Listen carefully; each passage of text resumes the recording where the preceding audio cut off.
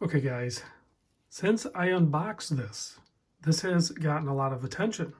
This is the Hamilton Khaki Field Automatic Titanium. Here's the part number, H70565-133. This is the earlier model. This has the ETA 2824 in it, which they did this for a short run right before they switched over to the H10 movement. There are still some titanium Hamiltons out there, but I'm not sure they're using the same grade. I'm no metal expert or anything, but the color on this, I kind of think this is a grade 1 titanium. You guys that are professional metal people out there or whatever, I don't know, let me know what you think. I understand, you know, the different uses for the titanium grades, but this one, just the way it looks and the way it is starting to wear along the edges, kind of just makes me think it's either coated or it's grade 1 titanium.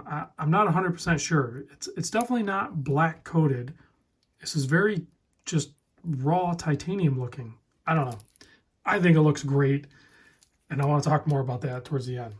But 42 millimeter case, 51.75 lug to lug. I know a lot of people gripe about how long the lug is on some of these 42 mil Hamiltons. I don't have a problem with it when it's made out of titanium. It actually works very well for me, and I'll show you that in a moment too. 11.5 millimeter thick, that's including that double dome sapphire crystal, so it's actually overall a really thin watch. 20 millimeter lug width, bracelet basically doesn't taper, it's 20. Simple fold over clasp, double pushers, only 2 micro adjust. It would be nice to at least have 3, but maybe if you're crafty, you could pop a couple extra holes in there. Keep in mind, working with titanium sucks. It is hard. So you can see all the wear marks and everything. I don't know.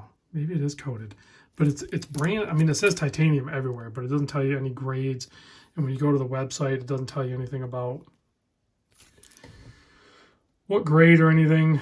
So sapphire crystal on the case back here, 6 screws holding the case back down for 100 meter water resist or 10 bar. 2824 branded. Hamilton special rotor on the back here. Titanium. I just love seeing all the wear. Solid end links. 7.1 millimeter crown, so really nice size crown, easy to wind in that first position. It's non-screw down, it's push pull, so you're gonna be able to pop it out, hack the movement, adjust the time, do whatever you gotta do here. And then of course it's the day feature. If you look at the dial a little bit closer, I know there's some reflections, so you're getting looks at other things here too, but it has those circles around the outside, much like a record would. You guys remember records? And you guys still listen to records? I don't have one, but record player or anything. Nicely printed Arabic numbers there. We'll do a loom shot at the end. Syringe handset. Nice long seconds hand with just a really nice bold red tipped seconds hand on there. The only interruption to the date or the Arabics for the indices is the date window at 3 o'clock. Just totally interrupting everything and even pushing the 15 further inboard. So causing a mess of the symmetry of the dial, but it's nice to have the date. I know a lot of you could probably just easily say, I'll pass on the date. Let's keep a good clean dial. And I am starting to kind of agree with you. I know for the longest time, I wanted a 3-hand plus the date. This would probably look better with no date. All right, I said it. I agree with you guys. So let's move on. Let's pop this guy on wrist.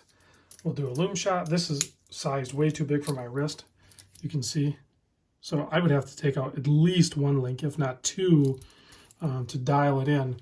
But Craig sent this in. I'm assuming he wore it, so I'm assuming it's the size for his wrist. I don't think he added the links back in.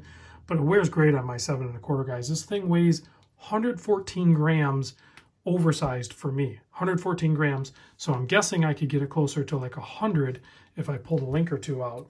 So that is a pretty light watch. For comparison, a G-Shock titanium like this, 97 grams. Speaking of the G-Shock titanium, if for some reason the guys over at Casio G-Shock are watching my videos on Hamiltons, guys, give me the G-Shock titanium square in like grade 1, like this. Make it out of a material like this that when I wear it, it'll actually show wear marks, kind of like how they did the patinaed black steel one. Just give me the raw titanium. Let me do the patina. Build that watch and I will buy it. I promise you, I will buy it. Anyway, enough side rant on there. When you could get this watch, I believe the retail from Hamilton was $995, so $1,000, but no one pays the retail on the Hamiltons, right? There's always going to be some sort of discount. So I'm guessing even from an authorized dealer, you're probably going to land around $850-ish. If you look to the gray market, again, Joma doesn't have it, but when Joma Shop did have it, they were selling them for $630.